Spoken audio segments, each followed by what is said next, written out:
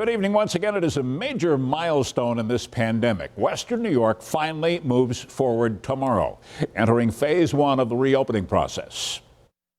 That's the story of Buffalo, getting knocked down, changing the economy.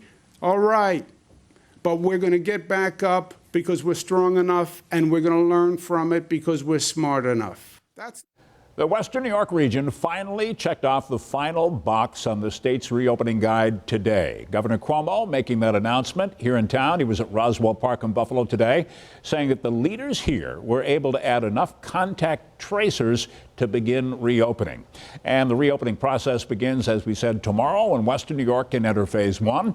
That means all construction, manufacturing, limited retail, and agriculture and hunting and fishing can once again begin to operate. 7 Eyewitness News senior reporter EILEEN Buckley takes a closer look tonight at what phase one is going to look like here in Western New York.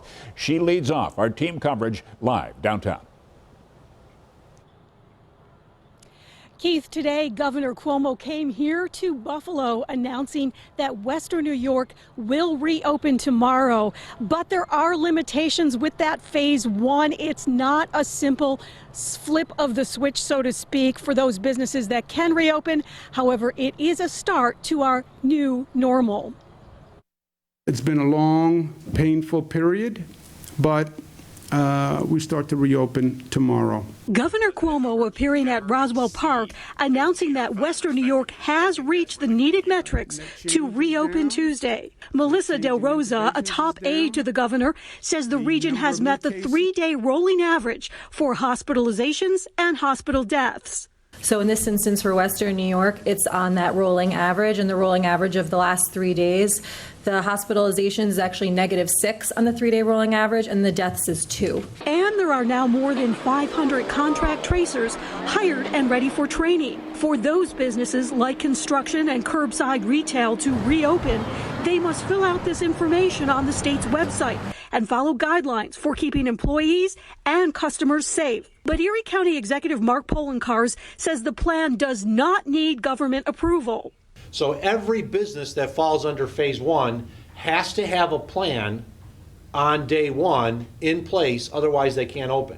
They do not have to file it with New York State. They do have to keep it on site. I asked the governor who will make sure businesses are following the rules. You have public health people who will be doing the enforcement. Some localities use police to do the enforcement. That's up to the local governments. And also, I believe New Yorkers should enforce it.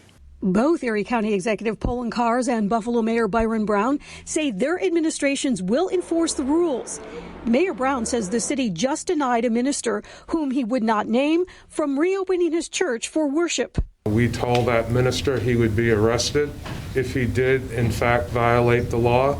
We talked to him through it. It did not occur, but we are prepared to enforce the law. Houses of worship fall under the last phase 4 stage because they are considered under mass gatherings such as sports.